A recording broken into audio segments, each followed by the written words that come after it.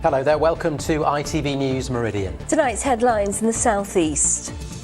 The tracking technology being used at Kent hospitals to get patients in quicker and to reduce waiting times. Empty tracks, empty platforms. No southeastern trains at all today as rail strikes continue. Also tonight, the football fans in Chatham swapping ticket stubs for donations to help those struggling with the cost of living. And the husband and wife from Dartford, who've created a new board game to help everyone learn more about black culture. Good evening. New technology being used across 7 hospitals in Kent has transformed waiting times in A&E. Staff are now able to get beds ready for new patients around 3 hours faster than before. It means waiting times at emergency departments run by Maidstone and Tunbridge Wells NHS Trust are now among the best in the country. That's despite the number of patients turning up at hospital rising by a fifth since the COVID pandemic. Here's Abigail Bracken. A whole wall of screens at Maidstone Hospital tracks the progress of every patient here and in 6 other hospitals, in a coordination centre that's staffed around the clock. It's the only trust in the country that combines data from its acute hospitals, Maidstone and Tunbridge Wells, with local community hospitals like Edenbridge and Hawkhurst, where patients can now be transferred more quickly for rehabilitation. So what does this screen show? Okay, so on this left-hand side it shows us the number of patients that need a bed in one of our wards and how many we're actively dealing with. And then on this side of the board it shows us the patients that are leaving our building today, whether they're leaving very quickly or whether they just need a few more things clinically doing before they leave. The system was brought in just after COVID hit 2 years ago and is helping reduce the length of inpatient stays here. It's made a huge difference. So we now know in real time where all of our patients are. We've sped up our discharge process, so through the use of the technology we've saved 120 bed days per month just in the technological process of discharging patients versus a manual process.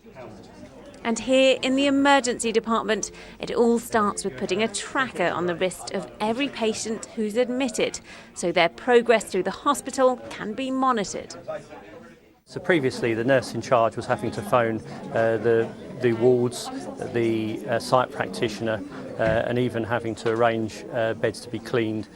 With this new system, it's a one-stop shop really for all of these services to go in and get that bed ready and for us to be able to identify the beds available to move our patients out to that bed.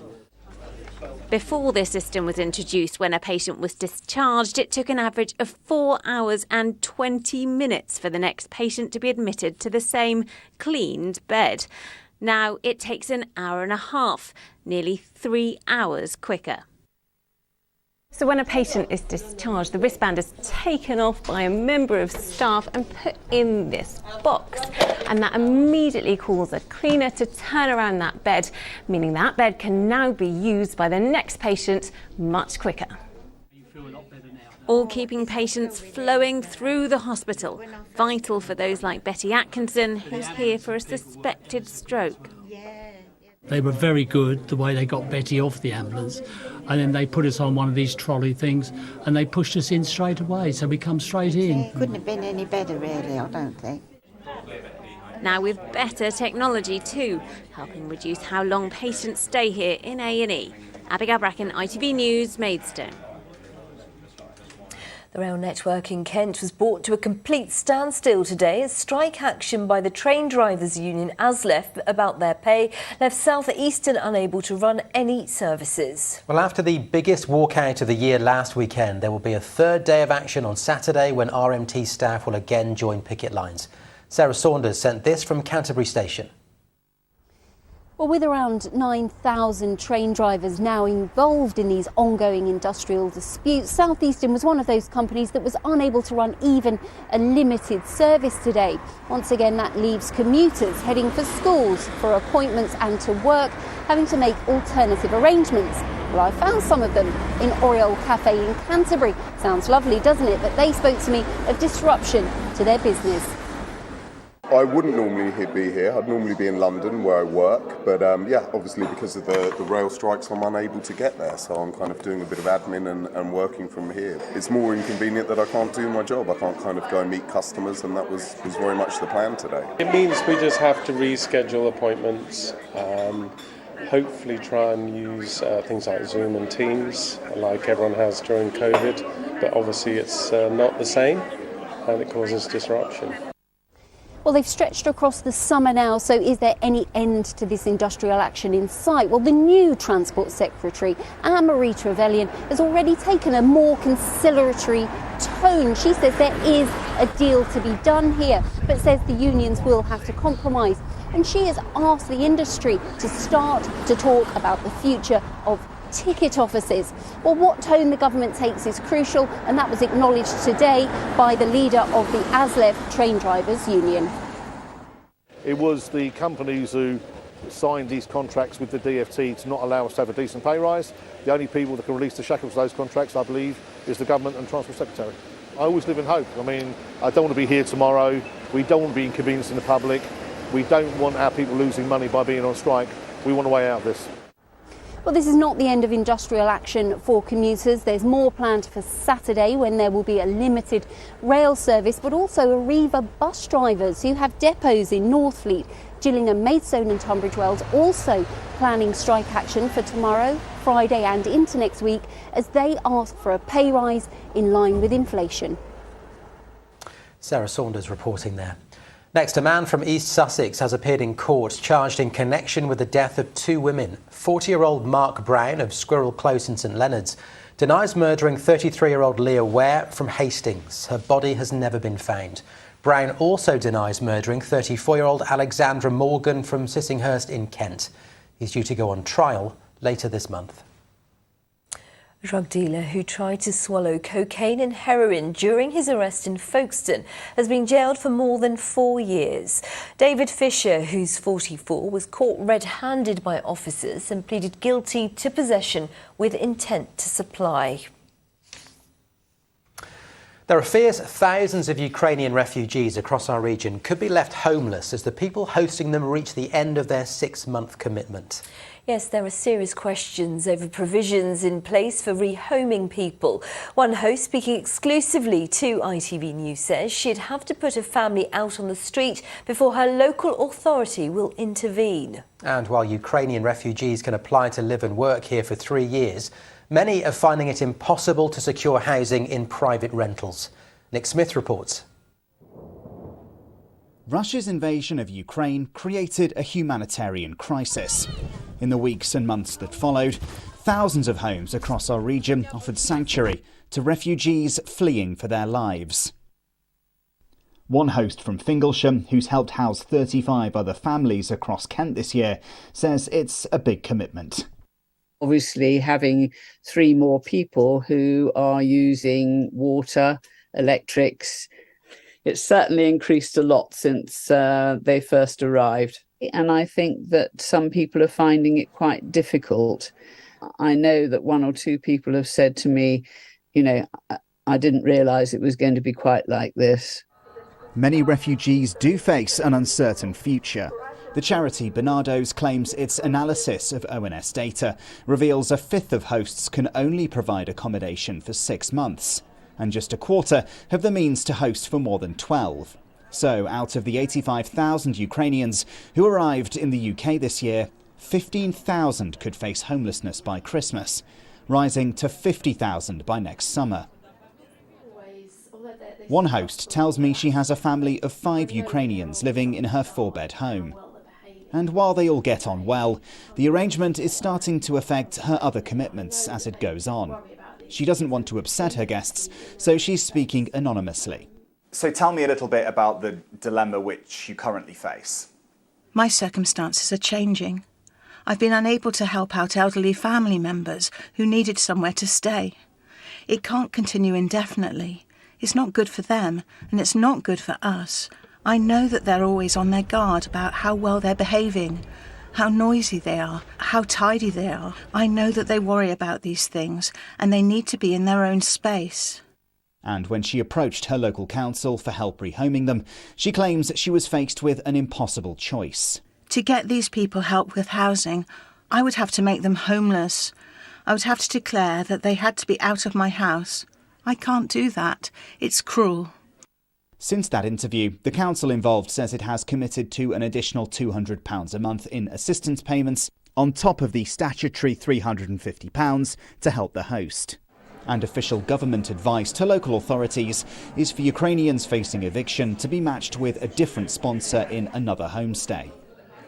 Olga Plush recently went through that process, saying the upheaval was disruptive, with her daughter losing her place in a school. She thinks a better long-term solution would be to find her own home to rent, but there are serious obstacles in doing that. People can rent who have jobs, make money, but there are some terms that they have to pay from 6 to 12 months deposit, or have to have guarantor credit history. For most Ukrainians, unfortunately, it's almost impossible because they spend here only a few months. As we head into winter and the cost of living crisis begins to bite, refugee charities are warning that more hosts may have to pull their arrangements. We are yet to hear news of any widespread alternative schemes to house refugees beyond the homestay system, meaning thousands of those who fled the horrors of war may face a new battle to keep a roof over their heads. Nick Smith, ITV News. You're watching ITV News Meridian in the southeast. Coming up on the programme, Andrew will be here with the latest sport. Philippa will have all the weather. Also tonight, combining learning with laughter. The new game board designed to help everyone learn more about black culture. More on all our stories today, of course, on the website. There's the address, itv.com/Meridian. You can call us, the number 0808 1010 095. And don't forget to follow us on Facebook, on Twitter and on Instagram.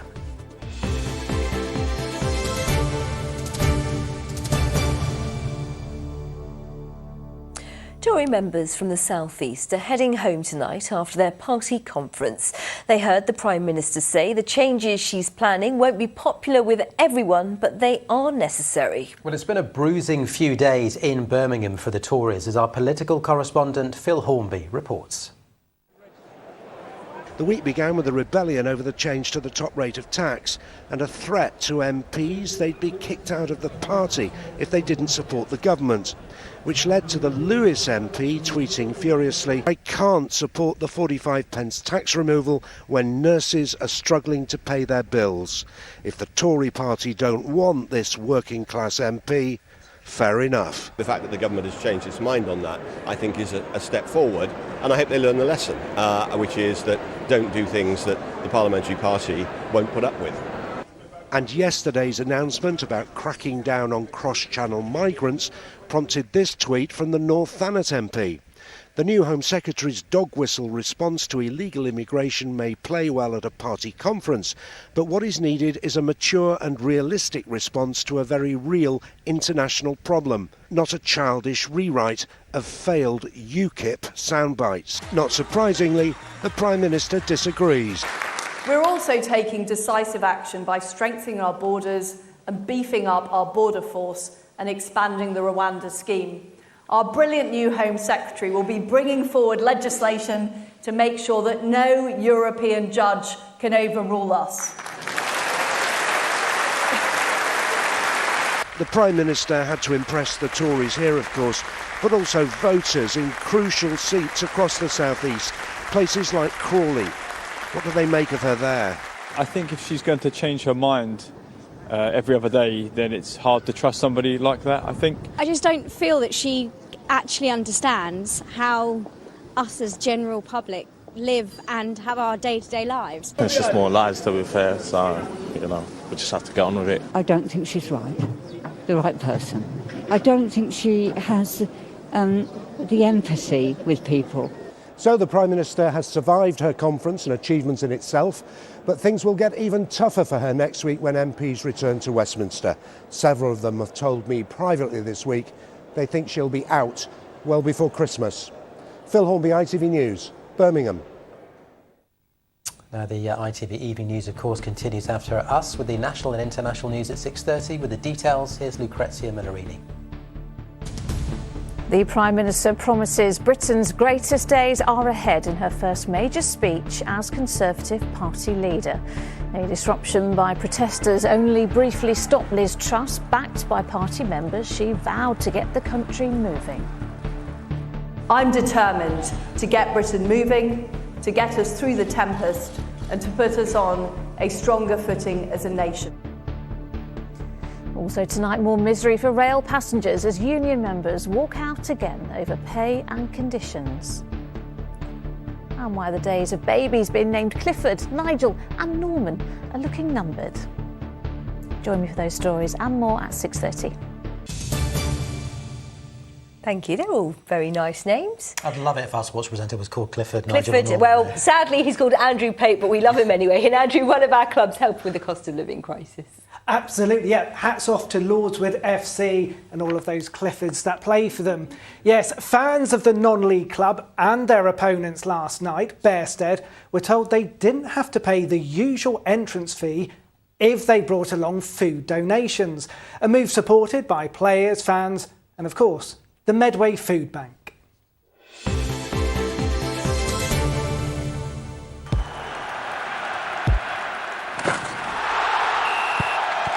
Zero Accounting Software sponsors ITV Regional Sports Report.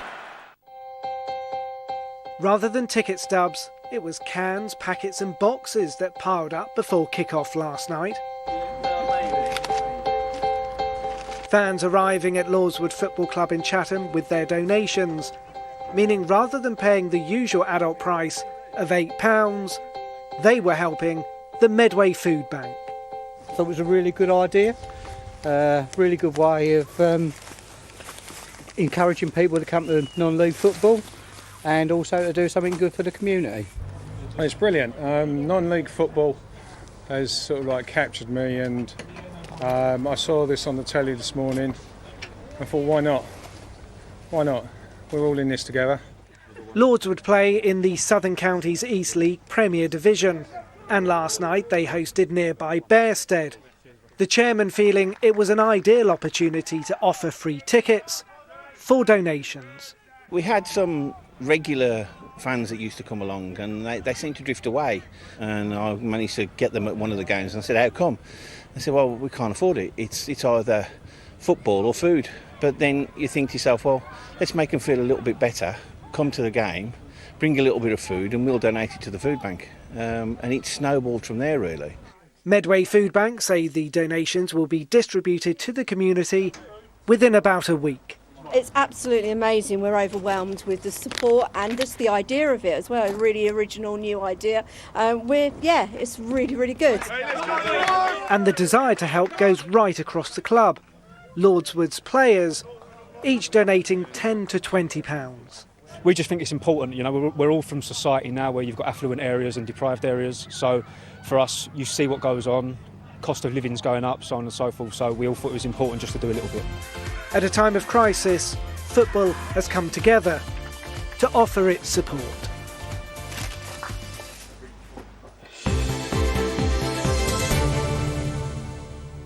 Great idea. Now, in the EFL Trophy last night, Gillingham's confidence was given a boost after they beat the Brighton under-21 side. Lewis Walker getting his first goals for the club with 2 strikes as the Gills came from behind to beat the young Albion team. Finally from me, big news from the world of boxing. The fight between Chris Eubank Jr. and Conor Benn this weekend is off. Conor, the son of Nigel Benn, has failed a drugs test after traces of a fertility drug were found. The British Boxing Board of Control has prohibited the bout, despite Brighton's Eubank Jr. and Benn still wanting it to go ahead. We now wait to see what the promoters decide to do next. Very interesting, Andrew. Thank you. Thank you. Now, throughout October, we will be celebrating Black History Month, and we begin with a husband and wife team from Dartford, Justina and Max Lambert. Their latest business venture quite literally takes black culture on board in a game that both educates and entertains at the same time. Tony Green has more. Think you know about black culture? Justina and Max Lambert will put your knowledge to the test. In the Swahili language, what is a punda? Born out of their love of quizzes, the entrepreneur couple, who run Max's Caribbean Kitchen in Dartford, devised a new board game. Excellence Black Edition puts black culture into the questions. The idea came about 2 years ago. With the George Floyd movement back in 2020, the white side of my family wanted to just get some ideas, inspiration and knowledge on what it was to be a black person and to have understanding of what it was that we went through. And, you know, it was small things like wanting to know how to address black people. So with that in mind, this game was also on the backdrop of me wanting to ensure that other people were very clear on what it was black people are and our culture, and then have an understanding of black knowledge. That's quite a responsibility to try and sort of package that in a board game as well, isn't it? Because a black experience for one person isn't necessarily going to be the same for another black person, is it? Oh, you're so right there. So on the backdrop of having a board game, we also created My Cultural Experience, and that's a diversity training program. It allows you to understand that not one person is the same. And if you look at the contrast of being Caribbean and being African, completely different in all senses of the word, the food, the language, the music, you know, we can go on. 10? Yes! It's multiple choice, so you've got sports, you've got geography, you've got film and TV. So literally it's a board, you roll the dice, the aim is to get to the top. There's a fun element to the game which is called the O squares, which will ask you to do tasks, i.e. maybe rub your head and pat your belly and things like that. There's certain things in there even for black people to learn, because it's not just a game for a white person or a black person, it's for everybody. So there's things in there that I didn't know, so I've learned from it. And do you play it at home? Who wins? The kids. The kids win. This couple has found a way to combine learning with laughter. Playing this game could broaden everyone's knowledge. Tony Green, ITV News, Dartford. Max and Justina, what a great idea. And in case you were wondering what the answer was to that first question, what is a punda in the Swahili language? It is a goat. I thought it might be a panda. Oh. Sorry. It's a goat. It's a goat. Right, Pip joins us in the studio. Now, it seems that our viewers have been doing a little bit of, well, I guess you call it cloud spotting? Yeah, love a bit of cloud spotting. Our viewers are very good at it. Some beautiful cloudscapes coming into the weather inbox earlier this week. Let's take a look at the first one. I'll tell you a bit more about it. So this comes from Gary Buck, and what we've got here is altocumulus. So alto referring to the height of the cloud, medium level, cumulus referring to the heaped appearance.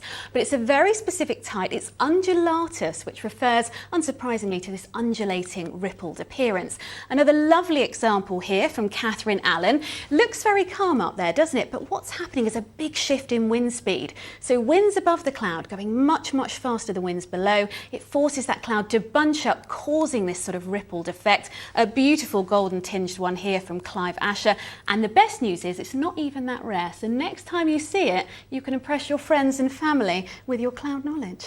Briefly, though, there is something brighter on the way. There is, yes, a brighter day tomorrow after today's rain, and even the weekend looks pretty good as well. Let's get the full details now. Here is your weather forecast for Thursday.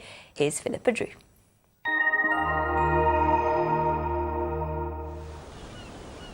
Feels like home, whatever the weather. Valent Boilers and Heat Pumps sponsors ITV Meridian Weather. Well, many of us saw a fair bit of rain as we headed through this afternoon. Thankfully, that's now just about clear of us, and for much of the next few days, a lot of dry and fairly bright weather on the cards. We will have a little more rain to come our way later on Friday, though, and also worth noting that some of the nights will be on the chillier side. So this is the current setup. High pressure to the south, low pressure to the north. We're sandwiched in between, fairly brisk winds continuing for a time. A front swings down on Friday, but for the weekend, it does look as though high pressure will win out. So at least looking pretty settled through Saturday and Sunday. And it's actually looking pretty quiet out there now. The earlier rain has just about cleared, and for the rest of this evening and tonight, it should be dry with little in the way of cloud to speak of. Underneath those clear skies, temperatures taking quite a dip. In fact, some rural spots as low as 4 or 5 Celsius by the end of the night. So a chill in the air to start tomorrow, but lots of lovely autumnal sunshine from the word go. A little bit of cloud milling around come the afternoon, but still plenty of sunshine to be enjoyed. And despite it being on the breezy side once once again, temperatures doing pretty well. Highs of 17 or 18 degrees.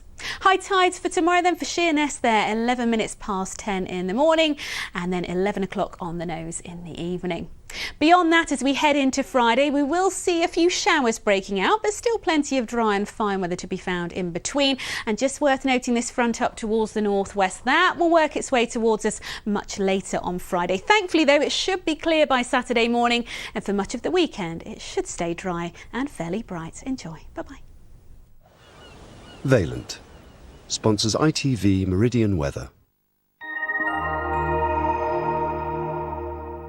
Sadly, no undulatus to look out for, but don't I sound intelligent now? Don't say anything. In just a moment, the ITV Evening News continues here with Lucrezia Millerini. Wasn't going to say a word. That is it from us for this evening. Thank you very much for watching. We will see you very soon. Bye-bye. I'll have your late news later. Bye-bye.